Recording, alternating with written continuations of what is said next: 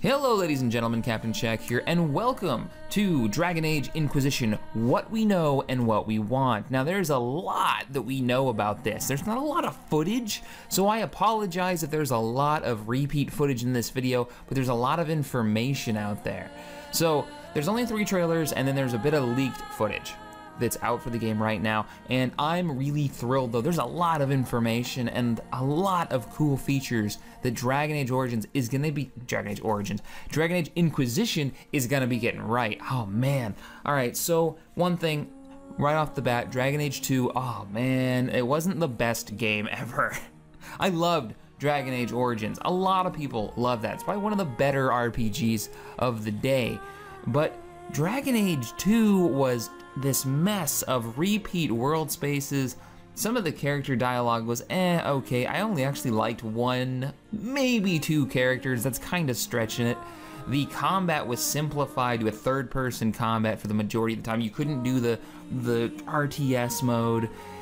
It was just a lackluster game all around. It really was. But they're learning for Dragon Age Inquisition. So what we know, first thing, the developers have said that they are deeply researching games like Skyrim.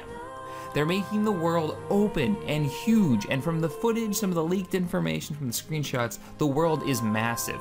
They literally said you could take, and this isn't saying much because that map was kind of small, but you could take the main area, like the entire area for Dragon Age 2, and it wouldn't even be one of the single areas in Dragon Age Inquisition. And some of the maps they've shown and some of the leaked footage are humongous. They're massive. I mean, we're talking probably bigger than Skyrim is how big they are. And they're definitely, you can do more in each map, which is really impressive.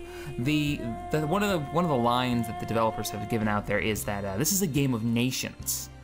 You can't limit you to one single province, which is kind of a stab at the Elder Scrolls, because you're always in one province. But yeah, it is a civil war that is going on. The mages and the Templars, it's full-out war. Now you're playing as an Inquisition soldier. You're actually, well, it's not even just a soldier, you're leading an entire faction, which is really badass. You can conquer and take over forts that'll change the area and the landscape, change how the quests work, what quests you get. You'll be able to go back and defend these forts and actually be attacked. I mean, there's some really cool game mechanics here. Now, I'm really excited about the fort thing, though. The fort thing is badass. You take over a fort, and then you can choose what kind of fort is it gonna be. It's gonna be a commerce one, a military one, an espionage one, and then that'll change what your options are. You'll have different types of troops in these forts that you can send out on missions to get things done. Kind of a twist to the old RPG mechanic of you're kind of the dude going and doing everything for everybody else. Now you've got lackeys to send out to take care of business.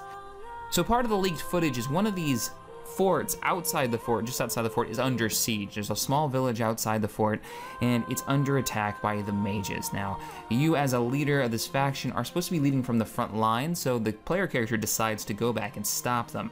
Now, it's the fort itself that's actually going to be under attack, but as soon as you get there, this timer starts, at least in this demo that leaked. And this timer is the life of I believe it's a village outside the fort.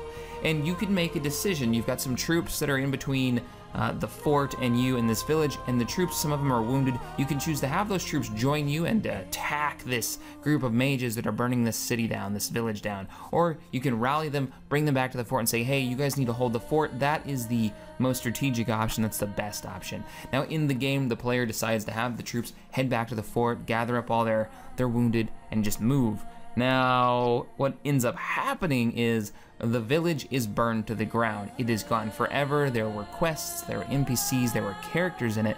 Now those characters are gone forever, and the game world is changed, and you have to live with the consequences of your decisions. It's kind of a neat idea, and they're really focusing on that, living with the consequences of the decisions you make, and the decisions are really gonna matter. They talked at one point about how taking over a fort, you could weaken the fort by doing some prep work, poison the water supply, take out reinforcements that were heading there. Lots of different things that you can do in preparation for taking over that fort in the long term. Some really cool ideas to map or to quest design, and I'm really digging it. That's one of the reasons why I can't wait to get my hands on this title. Speaking of changing the world, once you take one of these forts, you can decide, like I said, not only what kind of fort you want it to be it military, espionage, or a mercantile fort, but then you can go in and make decisions that are permanent. You can only choose one or two. There's a limited amount of resources, but let's say you're in an area where there's this chemical fog that will keep you from exploring one half of the map. Well, you could do some research inside the fort that'll unlock that side of the map for you. Or you could research some magic thing that'll give you a weapon later on. These are the permanent research items. Or you could do some alchemy research. They'll give you some awesome potions or something, but these are gonna be permanent research items where you are not gonna be able to go back and choose the other thing, changing your gameplay experience the way you want it. It's pretty cool. So going back to the combat though, the game will be played like Dragon Age 2, third-person combat. I actually liked the third-person combat, but with a flick of a button, you can go into the command mode, that Baldur's Gate, Neverwinter Nights-esque mode where you're above the characters, real-time strategy mode, and you can give orders. You know, have your mage cast a spell and freeze the target in place while your warrior flanks around to the right and your archer puts down fire on their mage and takes them out. I mean, you can do all that kind of stuff. And then with another flick of a button, you can go right back into that third-person view, Skyrim style, and kick the crap out of everything in your way. It's actually pretty cool. You can also switch characters on the fly. So if you want to play the archer, you want to play the mage. So talking about what we know is a lot of what I wanted in this game. They really did learn from their mistakes in the last one. So they're talking about customization in this one, and they say that when you get armor and you give it to one of your companions, they will wear the armor, but it'll kind of form to them and carry on with it'll look right on them. Now, I don't know what that means. That means that each armor is a different skin for each character. When I, take this armor plate and I put it on me, on my knightly character, will it be metal armor? And then I give it to my ranger-like character and it turns into leather? Like, how is that going to work? Or is it just gonna mold to their body form? Which is more than likely what's gonna happen. Now, that's one of those things that I'm not sure about. I would like to see the armor stay consistent. I'm one of those people that like to have the items in games actually make more sense and stay consistent, but it's not really a big thing.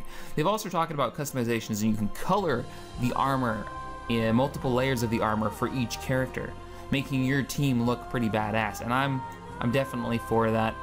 But yeah, the #1 feature is leading the faction. That's what I'm most excited for this one. So, wow, okay, so I'm already about 8 minutes into the video. I'll have to make a TG10 of this coming up soon because there's so much information. I'll have to go through it and figure out what my top 10 changes to the formula are with this one, but all right, well, if you enjoyed this video, hit that thumbs up button, subscribe to this channel for more gaming goodness, and as always, thanks for watching, and I will see you guys next time.